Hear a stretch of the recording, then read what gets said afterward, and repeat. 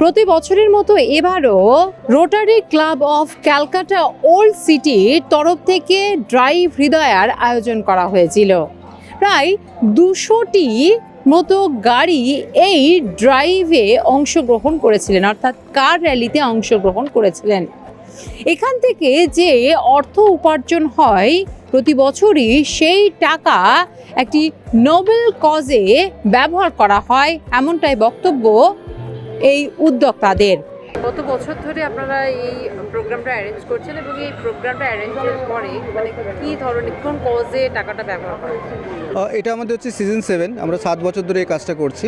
আমরা 2017-তে প্রথম শুরু করেছিলাম যে হৃদয়টা ডক্টর বিশ্বজিৎ বন্দ্যোপাধ্যায়ের হাত ধরে। এটা আমরা দুস্থ বাচ্চাদের পাশে দাঁড়ানোর চেষ্টা করি, যাদের বিভিন্ন রকম হার্ট সংক্রান্ত যে সমস্ত রোগ নিয়ে তারা জন্মাচ্ছে বা জন্মানোর পর তাদের যেটা হচ্ছে সেটা অপারেশন করার জন্য আমরা একটা ফান্ড রেজ করি। সেই ফান্ড রেজ প্রোগ্রামের নাম হচ্ছে ড্রাইভ হৃদয়, যেটা এটা সিজন 7। আমরা এখান থেকে স্প্রিং ক্লাব থেকে এটাকে শুরু করি এবং এটা গোটা সল্টলেক, নিউ টাউন ওই চত্বরে একটা ট্রেজার হান্ট একটা করি। এটার ফান্ড যেরকম ড্রাইভের সাথে হচ্ছে সেরকম ফান্ড রেজিংও হচ্ছে পার্টিসিপেশনের মাধ্যমে। এই যে অর্থটা আমরা এখান থেকে পাচ্ছি তার কিছুটা পোর্শন আমরা বাচ্চাদের হার্ট অপারেশনে সাহায্য করছি। আমরা অলরেডি 69 বাচ্চার হার্ট অপারেশন কমপ্লিট করে ফেলেছি, আর আমাদের এই বছর যেটা ইচ্ছা আছে যে 100টা বাচ্চার হার্ট অপারেশন আমরা কমপ্লিট করব। মানে কারা এটা অর্গানাইজ করেন? এটা করছে কলকাতা যে রোটারি ক্লাব আছে Calcutta old city, rotary club of Calcutta old city সেটা করে।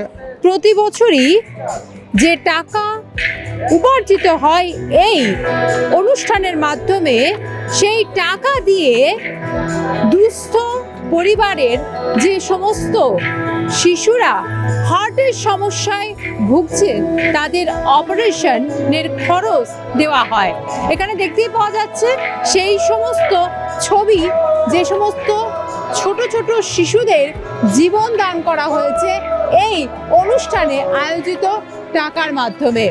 গত 7 বছর ধরে এই অনুষ্ঠানের আয়োজন করা হয়ে চলেছে এবং 7 বছর ধরেই কিন্তু এই টাকা দিয়ে দুস্থ পরিবারের শিশুদের চিকিৎসার খরচ চালানো হয়। বিশেষ করে যাদের হার্টের সমস্যা রয়েছে সেই সমস্ত ছোট শিশুদের এখনো পর্যন্ত 69টি শিশুর অপারেশন হয়েছে।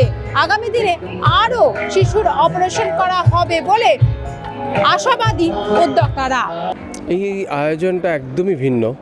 সেটা হচ্ছে যে সকল বাচ্চারা জন্মায় হার্ট ডিজিজ নিয়ে এবং সেই পরিবারে যদি আবার আর্থিক অনটন থাকে, তাদের পাশে দাঁড়ায় rotary club of Calcutta old সিটির এই ড্রাইভ হৃদয় যে প্রজেক্টটি, সেটি আজকে 7ম বছর।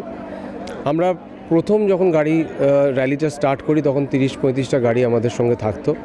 এখন সেটা বাড়তে বাড়তে প্রায় 200টা গাড়ি এই মুহূর্তে পার্টিসিপেট করছে, যেটা কিনা কলকাতা শহরের অন্যতম বড় কার র্যালি। এবং এই কার র্যালিতে মানুষের আসার যে উদ্দেশ্যটা সেটা আমাদের কাছে খুব ক্লিয়ার, যে তারা খালি আনন্দ বা উৎসবে মেতে থাকতে চান না গাড়ির র্যালির মাধ্যমে, তারা সেই আনন্দটাকে উপভোগ করতে চায় যে সকল বাচ্চারা এই হার্ট ডিজিজ নিয়ে জন্মায় তাদের সাকসেস স্টোরি তারা এখানে এসে জানতে পারে। এই ড্রাইভ হৃদয়ার আয়োজিত অনুষ্ঠানের দিনে প্রতি বছরই বিশিষ্ট ব্যক্তিদের, সে অভিনেতা হোক বা গায়ক হন, তাদেরকে সম্মানিত করা হয়।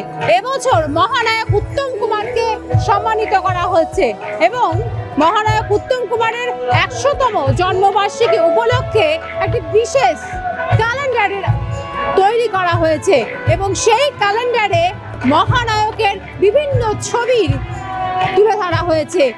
হৃদয় আমরা এই প্রজেক্টটার নাম রেখেছি, অ্যাকচুয়ালি এটা একটা নোবেল কজ। এটা আমরা 2017 জার্নি স্টার্ট করি। আমি কো চেয়ারম্যান এই হৃদয়ের, আর সুরিত কাল্লা চেয়ারম্যান।